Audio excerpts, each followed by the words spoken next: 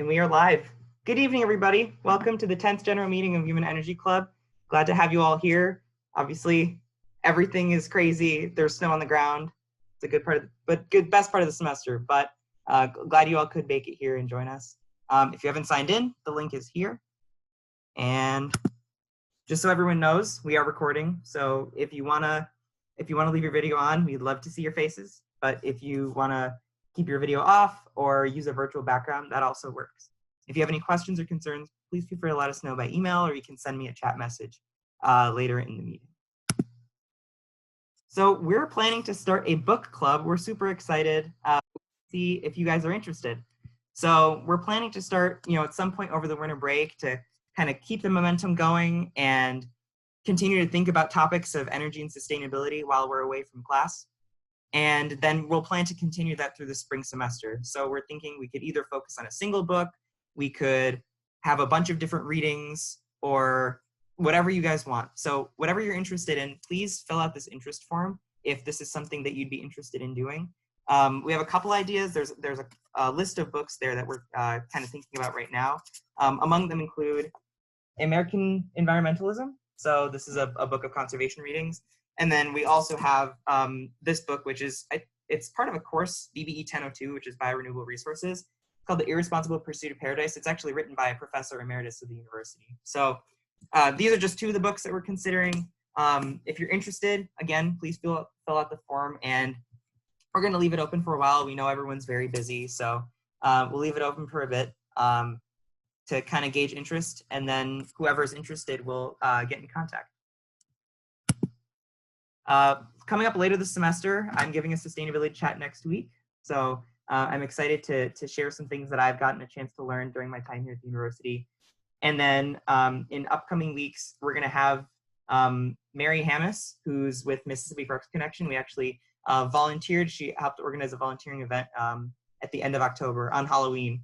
And then her colleague at the university, Professor Dr. Marcelo Windmiller-Campioni, talking about their work at Crosby Farm Park with an adaptive silviculture project. And then we'll have, we'll hear from one of our vice presidents, Megan Walkenhorst, talk about climate change and forced migration. So all very important, big topics to wrestle with. And we hope you'll join us for those discussions. To introduce tonight's speaker, we have Janiece Watts, who is a senior Policy Energy Associate with Fresh Energy. She plays a key role that is working to advance equitable outcomes across Minnesota's energy system. She's an established organizer working for racial and environmental justice through outreach events, community meetings, and political action in the Twin Cities for over a decade. She has a BA in political science and environmental science policy management from the university, and she's a board member of the Headwaters Foundation for Justice and Min 350. She loves food, from going in her garden to cooking and food cooking shows. Thank you, Janiece, for joining us, and I'm going to go ahead and hand it over to you to share your presentation. Great, thank you, Vijay, for that great introduction, and thank you for inviting me to the Energy Club once again. As a fun fact, actually, Janiece was an analyst for the 2019 Expo, so we wanted to have her join us for a meeting last year, and it didn't work. We couldn't get around to it, so we decided we wanted to make sure we could make this happen this year. So glad to have you. Thank you. Yeah, we have been talking about doing this since like February or something, and then of course, something happened to the world that disrupted all of our lives, and so here we are finally today. And I see my good friend Lee Samuelson on the call. Hi, Lee. Got to organize with Lee in many different campaigns, so that's really awesome to see you, my friend. All right, I'm gonna share my screen, my little presentation. Let me see if I can do this correctly. We're gonna do just this one. Present.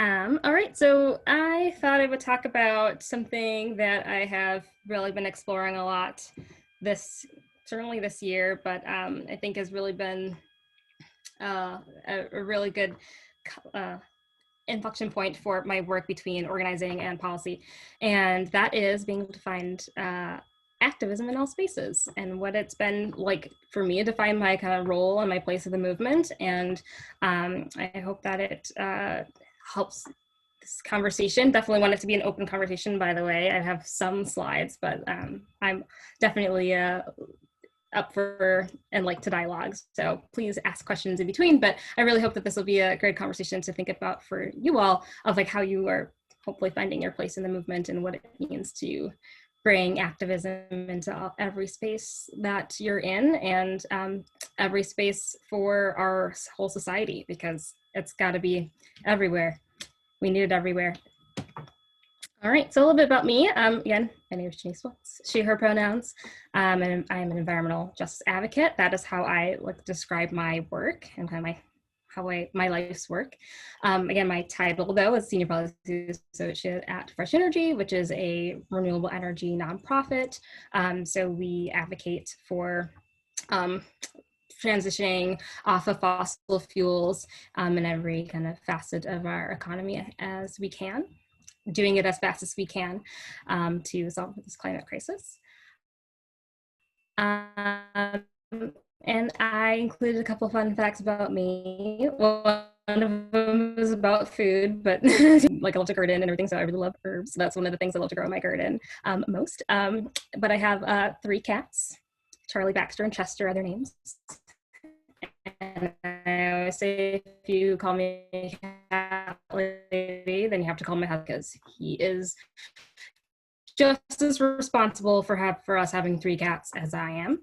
Concerts and clubs and shows and all things like live music. That's something that I'm very much missing right now with this quarantine and with the pandemic raging seemingly even worse than it was when it started.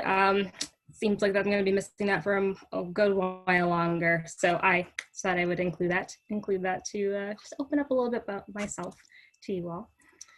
All right, so yeah, let's talk about activism. So these are kind of some central themes about, let me make sure that this is not in the way of, oh, it kind of is in the way of the text. I might just have to, how do I close? Sorry, I'm trying to minimize the screen. Minimize. There we go. Okay, so that you can see all the words on the page. These are the way that I've been able to organize my thoughts around finding activism in all spaces. So kind of broken up into these 3 buckets. So activism for all, finding and using your superpowers. I hope that superpowers is kind of like a fun thing that I think a lot of people have been talking about in the movement lately, of just kind of like what it is that you bring to this movement. What do you bring into the spaces that you're in, your skills, your interests, the things that bring you joy, and the things that you share with others. Those are your superpowers. So use them and use them in service to justice. Activism everywhere, no matter where you work or play. Finding ways to bring activism in. Again, we need it everywhere. I think it's pretty clear, hopefully by now, to all of us that oppression and really just all the things that holds down is in every aspect of our lives. And so we have to find the ways to bring activism and justice to every place that we are in, no matter what it is that you're doing there, because those barriers and things around systemic oppression show up everywhere. So we have to bring activism everywhere to battle them. And lastly, activism every day. So actions take many forms and have to find as big as small to act every day. So no matter if you are out and about or if you're at home or wherever you're at, there's ways and things to do that are large and have large and small ripple effects for activism to take place every single day. So finding the ways to do that and finding the different forms and the different levels for you is really important. And there's ways to do that for every person. All right, so starting with activism for all. I like to think about ways that, like, again, really like open yourself up, because I just kind of truly believe that how we live as individuals is going to reflect in the way that we live in the world. And so one of the ways to start, really, if you need a place to start with that, you're sharing your story. Hello to whoever just joined us. As a way, yeah, so sharing your story is kind of like the first and foremost thing that, at least for me, that I have found to be really integral to my journey into activism. So identifying some key things about yourself, your life, your experiences, your culture, your heritage, your family, and how are those things, how have they shaped you, how shaped the way you think about the world, think about your work. So one of the things that I really bring into my work, my life's work, and things that have really guided me is a piece about my life and about my family, and something that I always like to share when I share my story. And so that is that thing, and that key thing is for me where I'm from and where my family is from.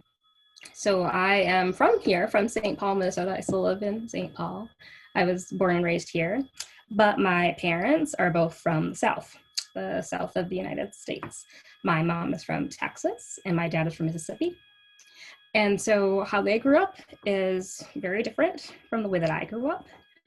And so that really, and again, how they grew up has really shaped the way I think about things, and obviously the things that they have taught me, and certainly what they have taught me about my heritage and about my family's history. So for my mom growing up in Texas, my mom grew up in a military family. And so they actually moved around quite a bit when she was young, but Texas is kind of where she had her most formidable years. But one of the places that they moved around to was actually to Europe. So she spent a lot of her childhood in Germany. And so when she's telling me stories about what her life was like in Germany growing up, in the early 60s, as a young Black Indigenous child living in Germany with a military family, and then coming back to the U.S. and again spending a lot of her formative years during the civil rights movement was going on, of course, and there's lots of moments of resistance in our long movement journey, was really shaped a lot of how she thinks about the world now, and certainly a lot of what she's taught me. And so there's a lot that I can draw, and I do draw from my mom's own experiences, and certainly stemming back and just thinking about our kind of lineage and resistance, but also from the kind of the military side, there's this interesting piece about like how much we participated in certain things about the U.S., right? And like this kind of global context of what we have kind of participated and contributed to around the world. And so there's always a dichotomy, right? And like a contradiction. There's a lot of places in our lives that we live with contradiction. And so that's something that I think about quite a bit. And for my dad, growing up in Mississippi, in like very rural Mississippi. Sorry, I'm gonna put this back because I can't I feel like I'm talking to no one. No, now I can see you. Growing up in Mississippi, very rural Mississippi, again, in like the height of the civil rights movement, and again, the civil rights movement is also a journey. It's been a long arc of a lot of things, but for him, when it comes to the environment, even though it was like very rural, it was like surrounded by the woods, and we would go down to Mississippi a lot when I was little. So I got to see this, and I was always like, oh, I'm so excited to like explore this wooded area. This is a very different environment than what I'm used to up in Minnesota. But there was, from a very early age, I was taught very quickly that the environment is very different in Mississippi than it is in Minnesota. For a lot of my family, like the woods and kind of these more rural areas there was a lot of dark things that happened in those places. A lot of the environment and like kind of natural remote areas was not just seen as a place that you could just wander around and explore and you know, really like, you know, find yourself. Like I had like the messaging that was often conveyed when we think about like conservation in the environment, presented as these like very pristine places where, you know, you can immerse yourself in nature, but for my family, that it was not like that. It was not safe. It was not safe. There are a lot of like, there's a lot of violence and a lot of trauma that has happened in those places.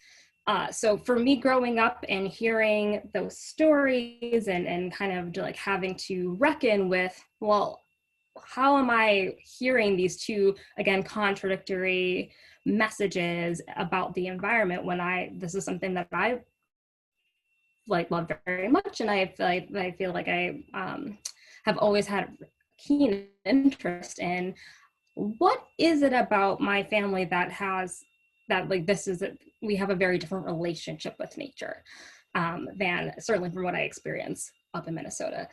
So for me that's kind of what like bubbled up as like a really central and core question that I've really always carried with me with environmental justice, and how I kind of arrived to it was, you know, how is it that the environment really has been, is what it feels like, has been weaponized against my family, my people, against BIPOC people.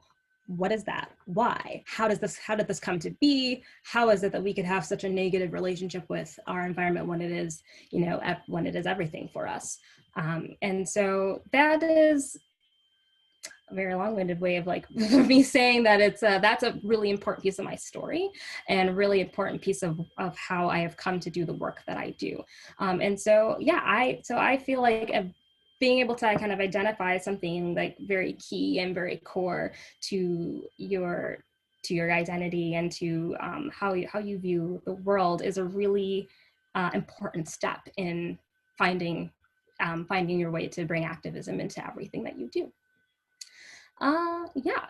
Does anyone have any like questions or reflections or thinking of something that's coming up for you when you think about sharing your story and how activism has, like you've been finding ways to bring activism within yourself? Because it's kind of like that first step of like, how does it speak to you and how does it make you feel?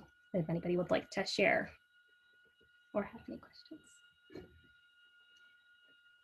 Well, first of all, I want to say thank you for sharing that. That's a lot of important detail, and I respect that and appreciate it. One thing that it kind of made me realize and reflect on a little bit was like the relationship that each of us has with the environment is so shaped by our childhoods. Like I never used to spend time in the woods or anything. I grew up in the suburbs of Chicago, so like the most I had was a forest preserve. So my connection or relationship to nature is much different than someone, say, who grew up in Montana or like rural Colorado or somewhere where you have like access to what we call real nature. Yeah. I was just thinking about that, and like also the perceived level of access for people of color in like public parks and recreational spaces, and like just the difference in the relationship with those spaces for people of color. Just some things that I was thinking about. Definitely. Yeah, thank you, EJ. Yeah, and that is it's a very, to speak specifically to, yeah, what it's been like for me and my experience of like going to a public park. Yeah, the very first time I ever like went camping, like at a state park or public park, was well into my like adulthood of like, because I'm just like, is this a safe space for me? Again, like this is the kind of question that's really like I felt very like guided and motivated by, of like, why do I have these feelings now of like, this is not safe for me? What is it about, like, I mean, generational trauma too, that like is sitting within me and like I'm being reminded of by my family? And I've had always a lot of times like when I was going through school, when I would tell my family like, oh, I'm really interested in doing something with the environment, whether it's environmental policy, I wasn't entirely sure what it was going to lead to, but I always really knew I wanted to do something in the environment. And they would say, why? why would you want to do that? That sounds like that's such a white thing. Like, oh, I don't know why you would do that. And I would have to like really question like, and it's like, and not just a question like why they would ask me a question like that.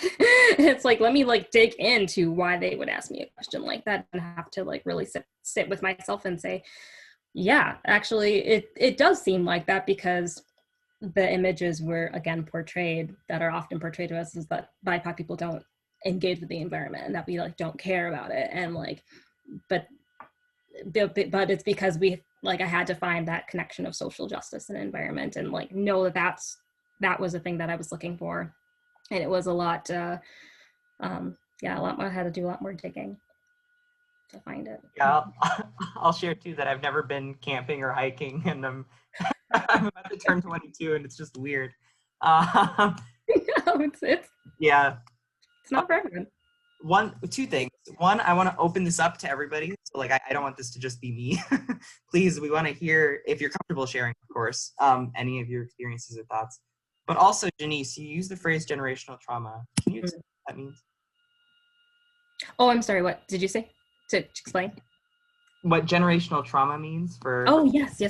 here, don't really know what it is. I'm still learning what it is myself, so.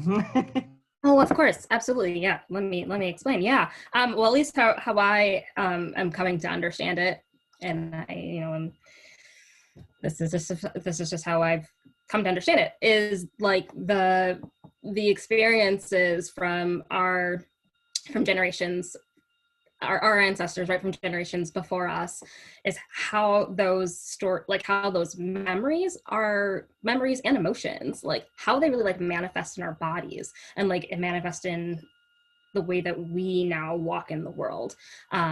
So for things that have happened some generations ago, they are not gone, even though the person that may have happened to, some trauma that may have happened to the person, they may be gone, but how we tell their stories, how we have memory of what trauma has happened, a lot of times I think there is some science that's, I'm no scientist, so I'm thinking that there have been some studies that are starting to come out about the way that like it manifests in our bodies between like diseases, the way that like we kind of like carry trauma.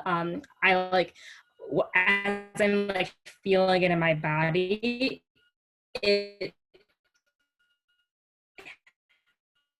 I'm like feeling it in my shoulders. And so like that's where like an immediate reaction is when I start talking about like, there is some like messed up stuff that has happened in my family, especially in again thinking about what has happened in environment, like nature spaces or natural spaces, like environmental spaces, and I like feel that immediately in my shoulders. And so generational trauma, like, it is really how we are all still being affected by things that have happened in the past, so to speak. But how is it affecting us now? How are we still dealing with it? And a lot of times because we haven't dealt with it. If anybody else has a good definition or knows of any of like the science behind it, I'd be happy to hear. If anybody knows. I kind of have a question for you, I guess, based off like the generational aspect of things. Would you say that you're seeing like a kind of a shift in attitude or like relationship with a lot of people of color's relationship with how they interact with the environment, like with earlier generations, and just like how the civil rights movement played out? Would you consider that now like people of color just in general are kind of like seeking to like rebuild that relationship with nature that wasn't really there in the past? Or do you think that like you said, the generational trauma is still too strong that it would prevent that from happening? That's a really good question. Yeah, I mean, I definitely think that we are right in the time now that we are trying to reckon with it. I do think so, and I certainly think that like the climate crisis has just like accelerated that and has just like forced us to confront it.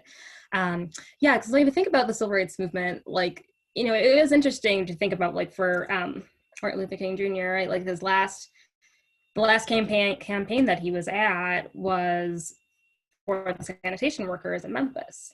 It was like really starting to really kick off like the Poor People's Campaign, but to think about sanitation being like a public health issue, and it being around, again, health, but also for your environmental health, right? Like your physical, like, can cause some problems.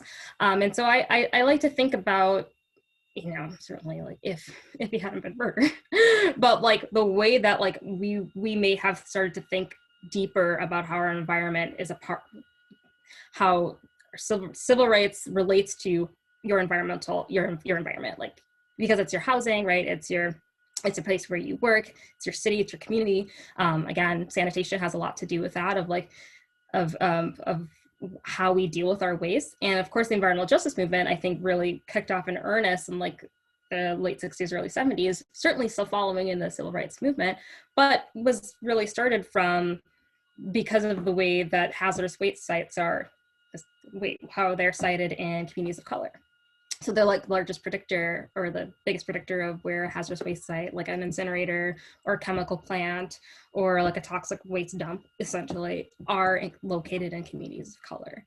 And so that's where the environmental justice movement, I think, really picked up, certainly like here in this country.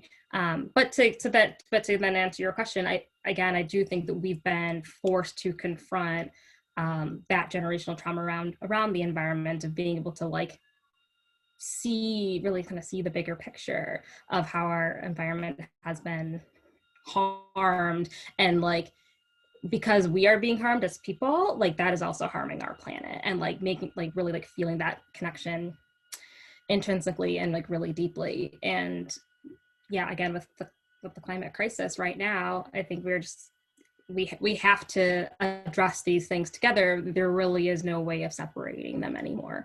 And I do think that it's like part of I like to say, like, the sabotage that the environmental movement has been separating people from place. And that is like probably the worst thing that the environmental movement has done, is try to keep that separate. But that's where environmental justice really comes in and is like really strong, is about like, well, people are a part of the place. Like, you cannot separate us from the environment. It is not just this one pristine area where no one lives, even if, but especially when that was started by pushing people off of their land, right? That's all connected. Does that answer your question? Yeah, it does. Thank you. Sure. And I can ramble sometimes too, so. Yeah. Thank y'all. Thanks for the conversation. Yeah, I want this to be a conversation, and like this, just because I have these slides doesn't mean that we have to follow them.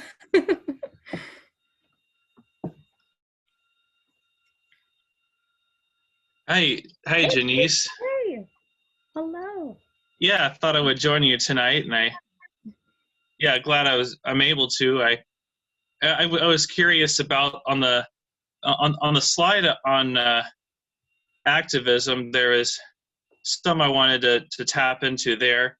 All right, can you hear me? Oh yeah.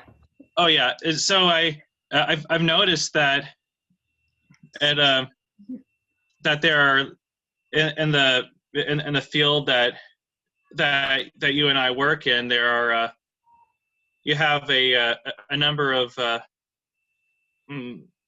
professionals who get paid fairly good dollars to do some sort of energy and climate work, but who don't really see themselves as activists, but are what we would call technocratic grass tops. And then there are like some real grassroots, more type a bit more scrappy and environmental and climate activist. And what I've noticed is that there are these it's two different sets of people that don't really show up in each other's spaces. And then there's like you and I and Sean Gashesky, for example, who who are like showing up at where the Venn diagram meets, and I feel that's there's kind of this division, and Mm-hmm. and like tons of people who I know and look up to, but who wouldn't touch going to a protest with a 10-foot pole, and then it's like, and then I'm in this other space, and it's like, oh, all the people I know from the streets, where are they? And the movement feels kind of fragmented, and I wanted to I was wondering, is that necessary, or is that something to resolve? Or Oh, it's definitely something to resolve, I think. I'm sure you would say that.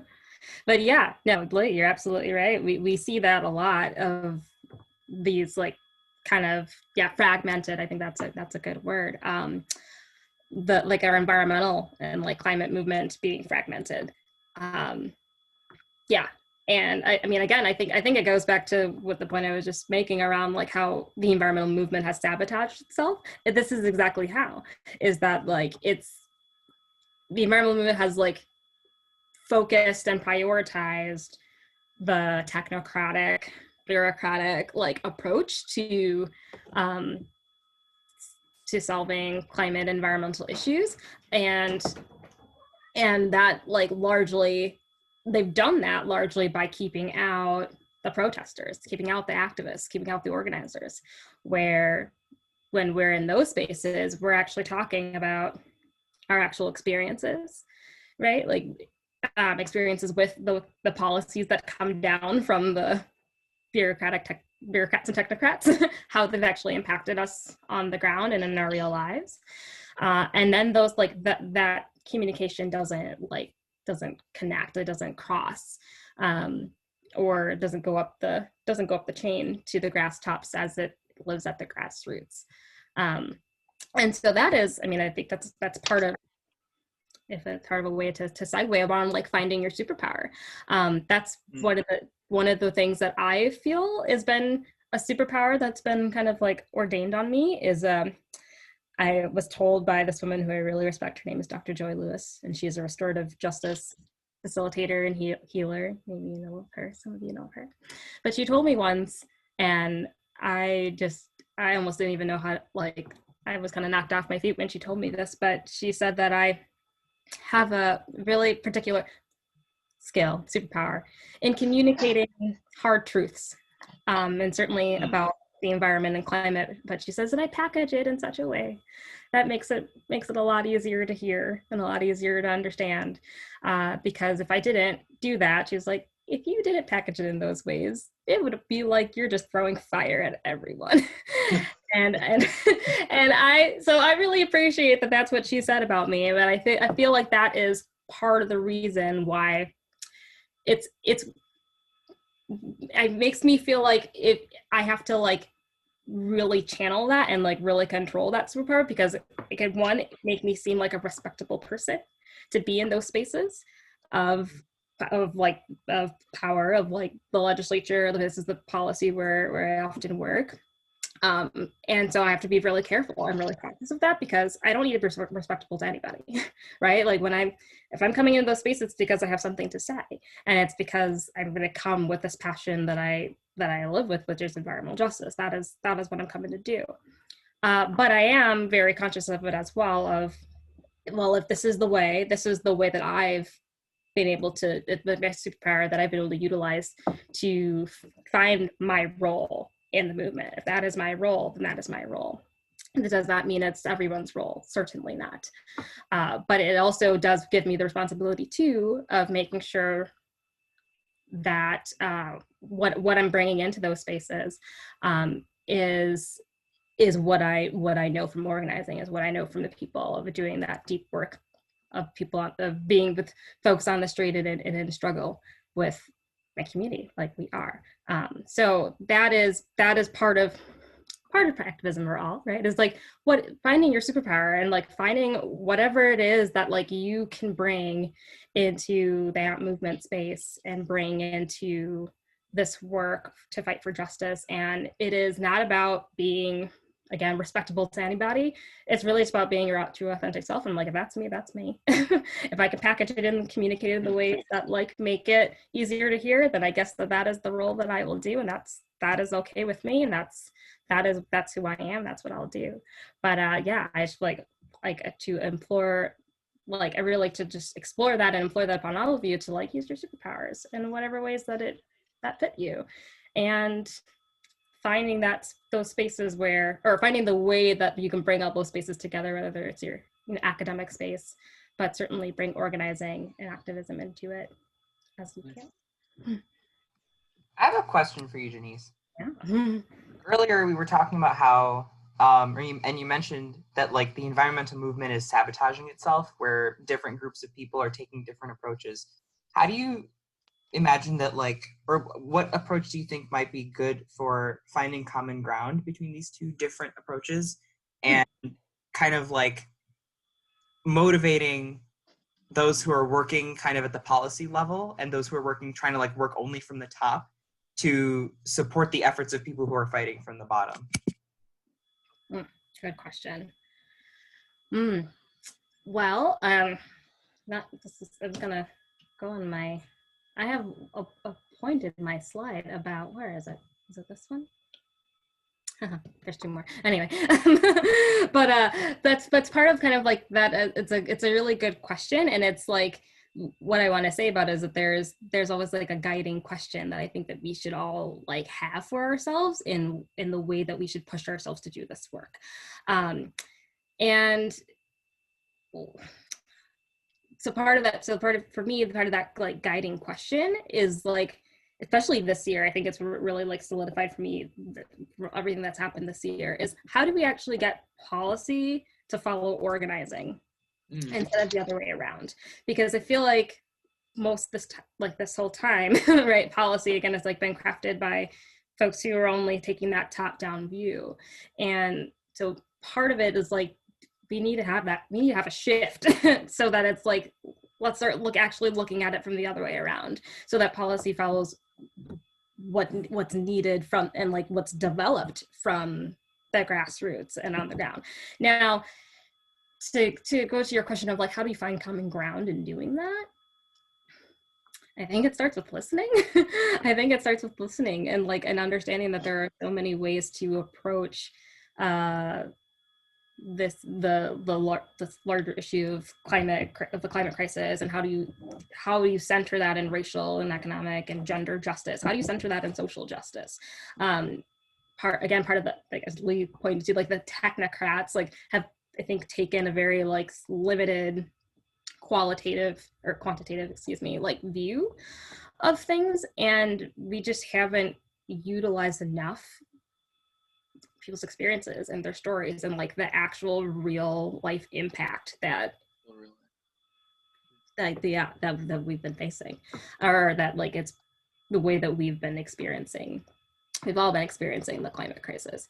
And so I think there's just so much to like kind of just like break up and like to like break up the stiffness that you also often find too in like policy spaces and technical spaces, regulatory spaces, because again, you kind of, it's like they make it seem like you have to be a particular type of person to be there.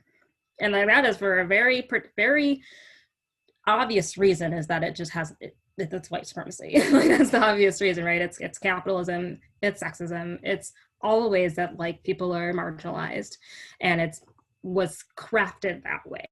And so part of it is obviously dismantling those systems of oppression that keep the rest of us out. But I firmly believe that we can only really do that by bringing in our whole selves. And so that also means bringing in our experiences and being able to speak to them, and as like forcefully and rightly as you need to. How do others feel about that? Like, how does that sit with you all? Because I'll say too, like, I mean, and I'm saying all this as if it's like an easy thing to do, right? Like, because it is obviously not. There is like, again, so much that has for me personally, so much that had to go into me being who I am and to be where I am and to like be able to do this work at Fresh Energy, which is a almost 30-year-old organization, has been around in the environmental movement a long time, is like that technical kind of policy like space, like regulatory work is our bread and butter.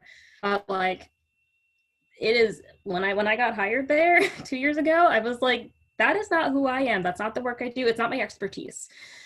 So you just have to like take that and like recognize that that's not what I can bring to this organization. And so if that's not what you are looking for, then I'm not the right person for this position.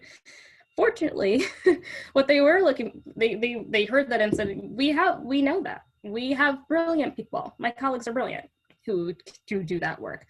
Fortunately, that was not the role that I was going to be able to fill, but also that they were seeking. Because I think what they did recognize and finally like accepted is that they actually do need an organizer. They need somebody who's like talks to people and like builds relationships and has like been around in the movement and been doing more grassroots activism, and like now how can we find a way to tie these things together? And I'm like, well, good, because that's what I'm looking for too. I wanted to work in a place that I wanted to kind of sharpen my policy skills, absolutely. But also, again, the environmental movement just like needs that shaking up. I think activists and the regulatory analysts folks need to work in the same organization, right? Thing. Like there needs to be places for folks to do that work together.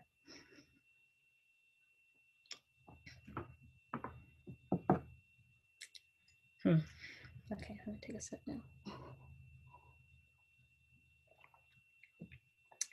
So, so to go to the debate question of kind of like, what do you do and why do you do it? That's like, for me, that's why. I think maybe part of it, I guess the guide for me too was like the need to see our environmental movement be shaken up, to actually like center environmental justice finally. Like it's kind of ridiculous, honestly, that our environmental movement has taken this long.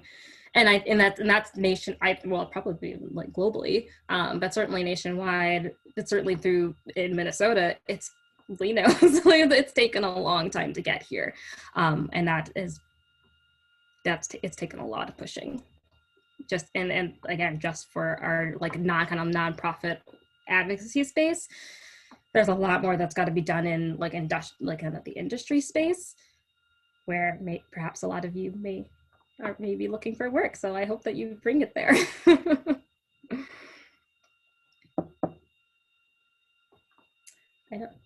Are we till 7? I don't want to like take. Yeah, we have until 7 o'clock. Hi, Janiece. Hi, hello. Last week we talked about the Green New Deal in our meeting, and I was wondering what your thoughts were on that. Like, do you think it will be effective enough? Do you think it will actually be implemented? Thanks. Thank you for that question. Do I think it's effective enough? No. And I'm going to tell a quick story. So last year, Fresh Energy, for our benefit breakfast, we have like an annual fundraiser every year. We actually had a wonderful woman, Brianna Gunright, amazing lady. So she's credited as being one of the architects of the Green New Deal. And so that was her, she kind of like was her and a guy named Jigger Shaw, who's like a venture capitalist in the energy space. So it was very fascinating to have her and him. They did this like kind of like cross dialogue about like, do we need capitalism? Jigger Shaw was like, yes. And she's like, oh, actually, I don't know. Actually, no. Actually, I do think no. I think the answer is no. And, but the ways you talked about like even like crafting the Green New Deal, and then like the whole like response to when it will like kind of like went live, and just like so from what I remember of our conversations, she's like, it was incredible to think that like what we have, which I do think is ambitious, like don't get me wrong, I do think it's like obviously the best we got right now, but it's still not far enough. And Brianna Gunright was like very honest about that, of like, it is it is as far as a lot of plans have gone, but yet it is, for the fact that it still falls short in so many ways, is an incredible problem. And it's almost like, so this is this the best we can do? Of course it's not the best we can do. Of course it's not going to be the most like radical transformational shift of policy. And also there's still like specifics that still need to be worked out, right? And it's also like pretty like race neutral too. And that's something that she acknowledged too, that like, and this is, I think, follows a pattern of a lot of our environmental policies that they, on the face of them, on their surface, seem very race neutral. But what happens when you have something that is not explicitly targeted for racial justice is that you're going to end up with something that is pretty ineffective, or at worst is going to end up being very like consequential to communities of color. So yeah, that there's a lot more that could be added to the Green New Deal. But at the same time, we still need it because it's like the best we got on a national level. It is, as a framework anyway, it's the best thing that we have to work with at the moment. Oh, there are chats that I'm not seeing because I'm sharing my screen. I just put Rihanna Gunright's name in the chat for anyone who wants to look up her and find out more about her work. Nice. Well, how about you all? What do you all think of the Green New Deal? I can turn the question back around.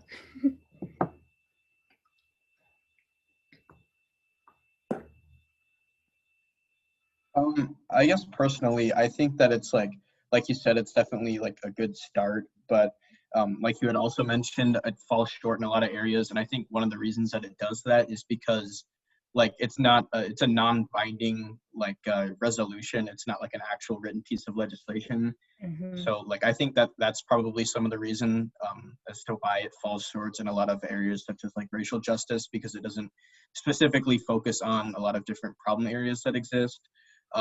So I feel like it exists mostly just to like make Congress like start like writing laws that would actually you know, positively impact like marginalized communities.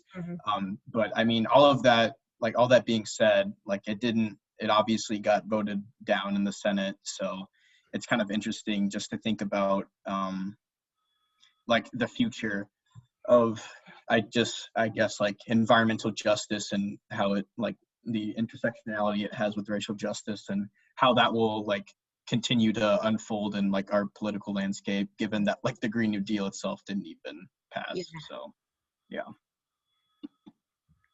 yeah, totally. And of course, I mean, we just have to think like the political conditions too. It's like if we can't even like get something like that in with the political conditions that we have, or hopefully like sort of are changing, hopefully will change, hopefully won't be a coup. I don't know what's really happening, but like we need the political conditions to actually advance like very real policies and developments and like changes in our world over. But if we don't have the political conditions to do that, then it's like, unfortunately, it seems like it does matter. I'm not gonna say it doesn't matter, but it makes it a lot harder to have the like most ambitious and most transformational plan, and especially when we can't get the like kind of watered down version. We can't even get that. It makes things seem kind of dire. But I want to be hopeful. Always got to be hopeful. Lee, were you holding up a Naomi Klein book? Because I have a Naomi Klein book too next to my desk, but it's an old one. For sure. I don't know if y'all can read this because it's backwards in my screen, but mine is This Changes Everything, Capitalism versus the Climate. Oh, I've read that one. Yeah. Yeah, what's yours? It's called On Fire, The Burning Case for a Green New Deal. And okay. Is that her newest one? Yeah. Okay, yeah. But it's a compilation of a lot of older writings. Oh, okay. Yeah, this one is, I think, 2014, so it's like old. It's, a whole 6 years ago, but that seems like a long time ago at this point. So. And then I could put in the chat some of my own writings on the Green New Deal. Yeah. That I posted Mhm. which sort of a summary of it. Nice. Thank you. Yeah, well, yeah, obviously you can keep dialoguing and keep taking questions, but the next thing on my slide was to talk about activism every day, right? So it's just kind of like, how do we live a life that's committed to justice and equity and love? Because again, I was listening to a talk by Eddie Glaude. I don't know if anybody's familiar with him, but he's a professor who has studied James Baldwin, did this really deep dive that he wrote, that he just kind of came out with this year. And something that really struck me that he described the way that like of Baldwin's writings, and like one of his like central messages is like, again, if we are not living like as whole people, like as an individual, as a person, with our family, but like really just like starting with yourself. If you are not whole within yourself, then there's like no way that your world is going to reflect that. And I just like thought that is just like exact, like it is like our institutions, us as a society, we are made up as individuals, right? We're made up as people and like hopefully as community. But like if we are not treating ourselves the way that we like that should be reflected to our planet, then like I don't really know what else we're gonna do. Like, what else can we do? And very clearly, like that is where our country is very divided, right? And like, but like the world is just like full of crises, and it's largely because like we're still fighting with ourselves as individuals and as people, as like the person of like we're battling ourselves internally as much as we are externally. So that's just kind of like where I made the slide a while ago before I heard that, but I just heard that talk like a couple days ago, and it just like really hit a light bulb for me of like we are battling ourselves, and it is reflective in our society. And like, and until we can like get right with ourselves, how are we going to get right with each other? How are we going to get right as a community and be able to like move forward as humanity? And like it makes me really like scared that like I don't know if we'll get there, because like there's some like broken people in our world.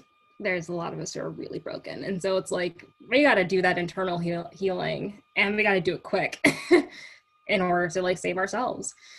And so I don't want to like not trying to leave on like a really like downer like that, but like that's kind of like what I mean by like how do we do the big and small things every day? How do we take risks for ourselves to heal ourselves and to like be better people, be better human beings, and be better to each other? And so like how do we push ourselves? How do we push ourselves to like get through these things? Like how are we going to grow within ourselves and with each other? How can we trust each other? How can we trust ourselves? How can we trust our leaders? That's a really big question for me right now. Like how do we trust our leaders? How do we have communication? Not just because a lot of us are separated by screens these days, but like how do we stay in communication, and how do we like open up and share a lot more and stop hiding so many things from each other? And then how do we live with joy? Like that is the biggest thing for me. Like every day is like give yourselves some joy, because like you have to find those things large and small that bring you joy every day and make life worth living, so that we can like keep fighting and keep growing and keep finding the answers that we need to solve the big problems we're facing in this world. Yeah, I'm no graphic designer, by the way, either, so forgive my look. Very small Google Doc emoji insert things, whatever these are. So and that was it. So that's my presentation. Connect with me if you like. Any questions from anyone? guess I kind of have a comment of just something that kind of reminds me of what you've been talking about. Because I am studying environmental engineering, and I'm also a part of Engineering Without Borders, where we implement a lot of things into communities in need outside of the U.S. And one thing that we're really trying to focus on is a thing called human-centered design now. And I don't know if you've like heard anything about that, but and I don't really know that much about it either, because like I didn't really. There was like some seminars on it, but I couldn't go to them. But it's just more like, I guess, learning how to implement kind of humans at the center of engineering instead of like money or other things like that, turning a very technical field, trying to like bring some of the like, I don't know, just like something human into it instead of just like math and science. And so I think that's just, it's interesting, and I think it's like I like that we're focusing on that, especially when we're helping communities in need that maybe we don't really understand their culture or things like that. So. Yeah. I guess I just wanted to share that. Oh, for sure. Cool. And kind of like witness kind of what some of the things I had to say. Definitely. Yeah. I mean, I think that's really what it is. I think there's like it feels like there is a shift that has been needing to happen for a long time and is hopefully starting to really happen in a lot of different spaces. And that is, like you said, human-centered design or what have you. But like, how it's almost like, how are we ever at a place where we didn't center humans? How are we ever at a place that we like didn't center people's experiences and their like, stories and their lives?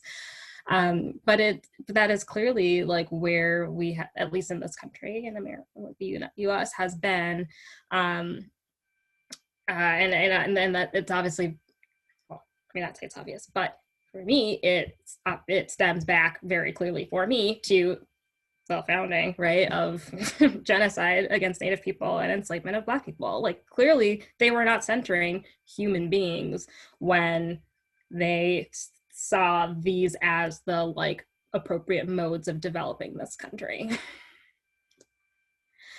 It all goes back to that, and of course, I think that is can be expanded to the rest of the world of just the way that white supremacy has colonized a lot of the world and has placed money, like I said, either money, profits, results, mathematics, what have you, something that is not human as the like ultimate goal and outcome.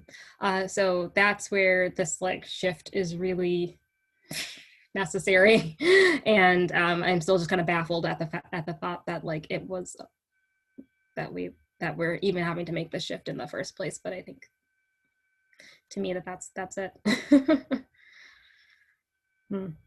How do others respond to that? And I think, of course, like largely too, there's plenty of cultures and like other communities and people and countries who have centered humans. You know, that's not full of like, that's not fair to say for every human experience on this planet, but for this country, largely, that's what it, in the power space is what it's been like.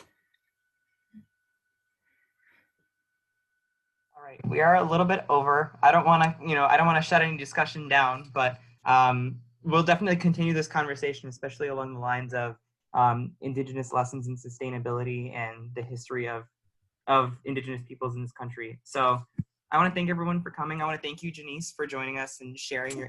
Having me. Yeah, thank you so much. I'm glad we could finally get this to work. If you're interested in sharing our social media, please share it with your friends. If you want them to sign up for our email list, you think that some people would be interested in what we're doing here, please send them this Z link and we can go ahead and add them to our email. And finally, if you haven't already signed in, here it is again.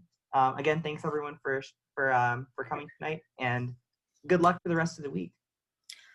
Thank you all. And before, I just dropped a link in the chat of an event that Fresh Energy is having. It's a conversation with one of our board members who just wrote a book called Clean Wave and about like kind of the energy, his like kind of journey into the energy industry. If anybody would be interested, it's next November the 17th, Tuesday. But I can also, maybe I'll send it to you, VJ, and you can send it out to everybody. Sure. So Yeah, I can definitely do that. Okay. Well, yeah, Eric Passy. Yes, Eric Passy. Oh, I see him around with doing right. community solar. Yes. Yes, Yeah. he's a solar developer. That's what he does now. Yeah. So I was like, I'm going to share this. I'm going to share it, and then I almost forgot. So I'll send the link to VJ, and then you can send it around to everybody on the list so you guys can have it. Perfect. Okay. All right. Well, thank you, everybody, and have a good night.